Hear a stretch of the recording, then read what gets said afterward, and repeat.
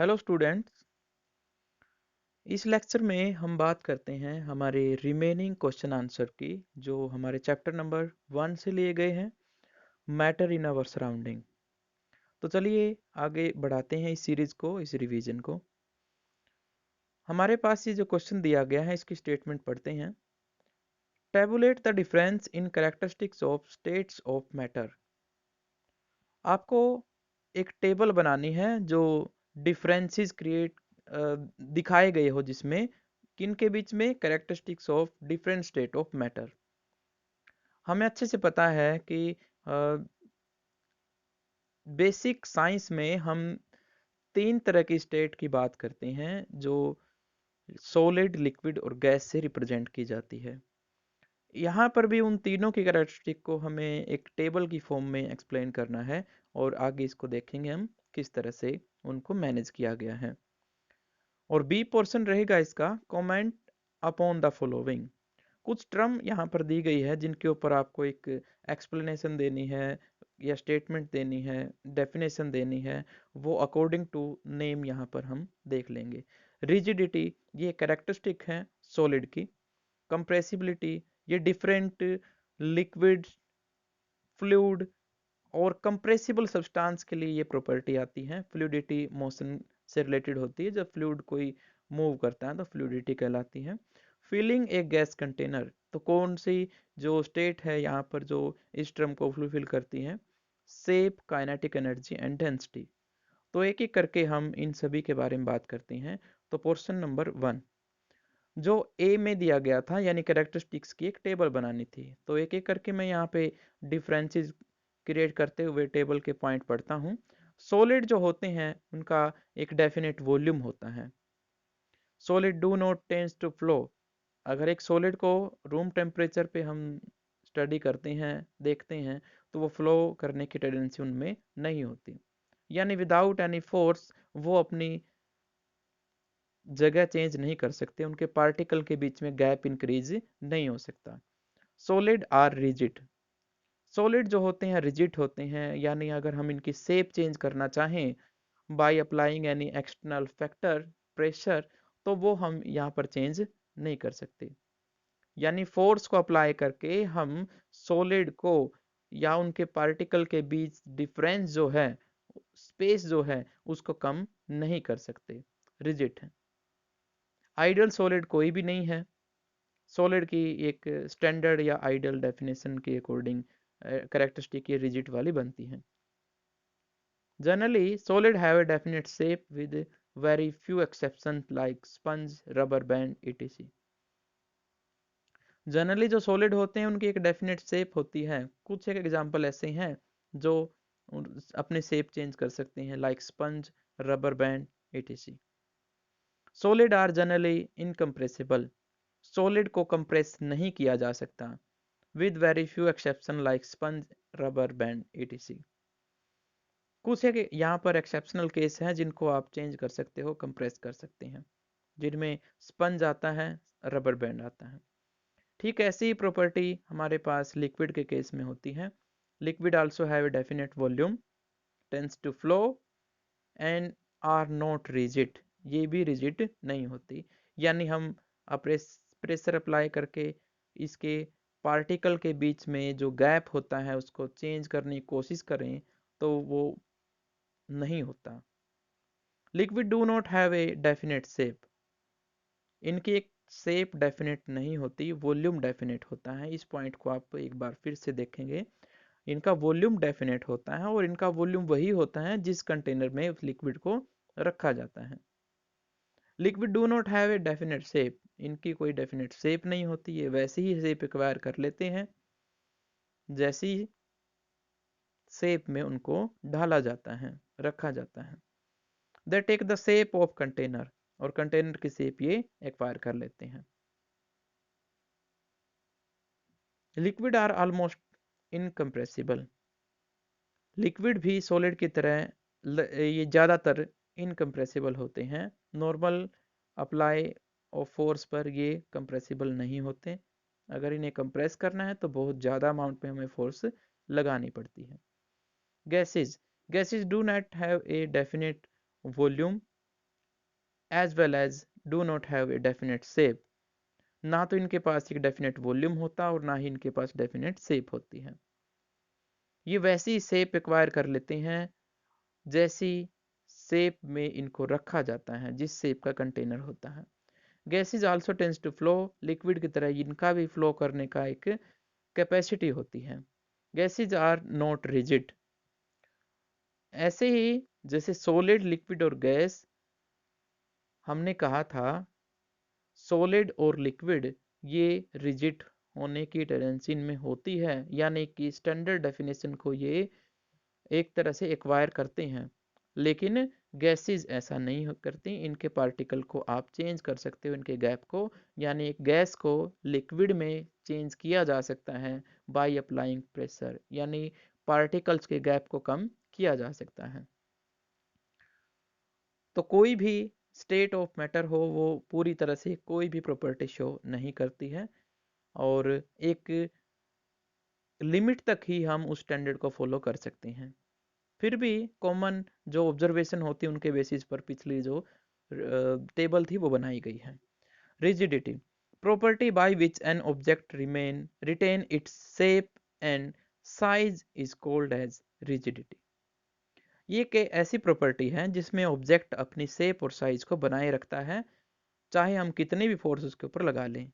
Solid are rigid where liquid and gases are not. यहाँ पर normal behaviour के according ये डिफरेंस बताया गया है। मैं पहले भी कह चुका हूँ, कंप्लीटली आप किसी को रिजिड नहीं कह सकते। जितना आप मेजरमेंट को कम करते जाएंगे, यानी कि स्पेस को स्मॉल करते जाएंगे, हम डेफिनेशन को जो है एक्वायर करते जाएंगे। Compressibility is the property due to which a substance can compressed, यानी हम इसके वॉल्यूम को डिक्रीज कर सकते हैं। Gases are incompressible where solid and liquid are not. Fluidity is the tendency of a substance to flow. अगर कोई एक सब्सटेंस फ्लो कर सकता है तो उसे हम फ्लूइड कहेंगे, और जो सब्सटेंस ये प्रॉपर्टी रखता है फ्लो करने की, उसे फ्लूइडिटी, वो प्रॉपर्टी फ्लूइडिटी कहलाएगी। Gases and liquid are fluids, solid are not. Filling a gas container, अगर हमें किसी गैस कंटेनर को फिल करना है तो हमें वो वॉल्यूम जो है एक्वायर करना पड़ेगा जो उस कंटेनर का होता है। तो जब हम उससे वॉल्यूम को एक्वायर कर लेंगे तो वो गैस उसमें फिल कर ली, या मान लेंगे हम कि वो फिल हो गई उसके अंदर। Compressing it under very high pressure, property of compressibility due to full in this case. हम ये कहते हैं कि जैसे जैसे आप किसी गैस को फिल करते हैं कंटेनर में, हम कह रहे हैं कि उसने कंप्रेस करना शुरू कर दिया है, एक फोर्स लगानी शुरू कर दी है कंटेनर्स की वॉल्स पर, और धीरे धीरे वो गैस जो उसमें फिल होती रहती है मैक्सिमम रेंज तक। यानी जितना वो कंटेनर अपने आप को चेंज कर सकता था, उतना प्रेशर अप्लाई करती है गैस और धीरे धीरे उसको भरती रहती है। एक लिमिट के बाद वो है उसको फिल करना बंद कर देगी। Shape, the property of having definite geometry is called as shape of a particle substance. मैं पहले भी कह चुका हूँ, कोई भी टर्म हो, साइंटिफिक टर्म, उसका स्पेसिफिक मीनिंग होता है। शेप का भी यहाँ पर एक मीनिंग है। दो एटम किस अरेंजमेंट में एक दूसरे के साथ मैनेज कर रहे हैं, वो उनकी शेप होगी। ओरिएंटेशन से रिलेटेड होती है ये, यानी हर एक पार्टिकल किस जगह पर रखा गया है, उनसे बना हुआ एक स्ट्रक्चर, एक ज्योमेट्री, वो शेप कहलाती है। सॉलिड के केस में डेफिनेट शेप होती है, गैस और लिक्विड जो है अपनी पोजीशन को चेंज करते रहती हैं, यानी उनकी ज्योमेट्री चेंज होती रहती है, उनकी स्पेस शेप जो होगी फिक्स नहीं होगी। Kinetic energy is the energy due to motion in a object, किसी ऑब्जेक्ट में मोशन की वजह से जो एनर्जी एक्वायर होती है वो काइनेटिक एनर्जी कहलाती है।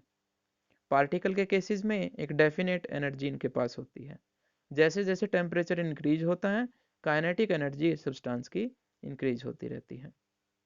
और इसका हम एग्जाम्पल ले चुके हैं, एक हॉट फूड से स्मेल जो है जल्दी हमारी नोज तक पहुंच जाती है बाय डिफ्यूजन प्रोसेस, और इसमें काइनेटिक एनर्जी का एक अच्छा रोल होता है। डेंसिटी हम मास और वॉल्यूम का कंपैरिजन करते हैं किसी भी सब्सटेंस के लिए एक रेशियो की फॉर्म में। Mass per unit volume of a substance is called as density. Density दो तरह की होती है।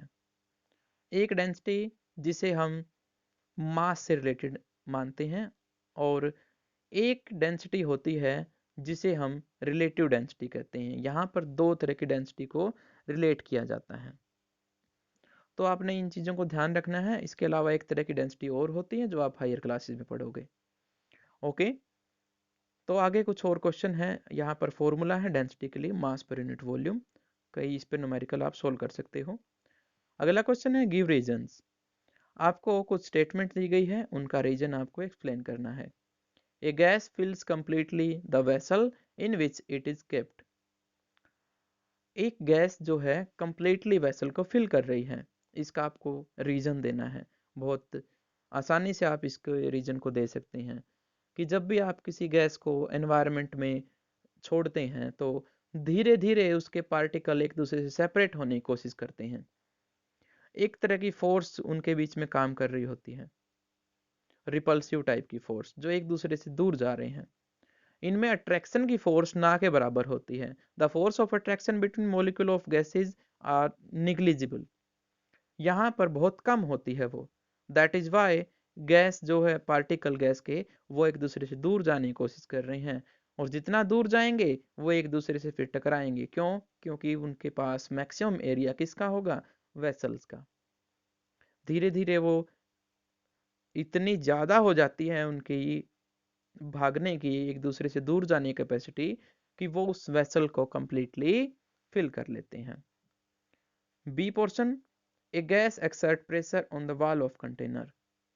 ठीक वैसे ही अगर एक गैस एक दूसरे के पार्टिकल, गैसियस पार्टिकल एक दूसरे से दूर जा रहे हैं, तो वो वन जो कंटेनर था उसके साथ स्ट्राइक करेंगे, और स्ट्राइक करेंगे तो उनके पास एक वेलोसिटी होगी, एक डिस्प्लेसमेंट एक्वायर करने की कोशिश करेंगे वो, और एक्सेलेरेशन होगी। मास पार्टिकल के पास है ही, मास इंटू एक्सेलेरेशन क्या होती है? फोर्स होती है।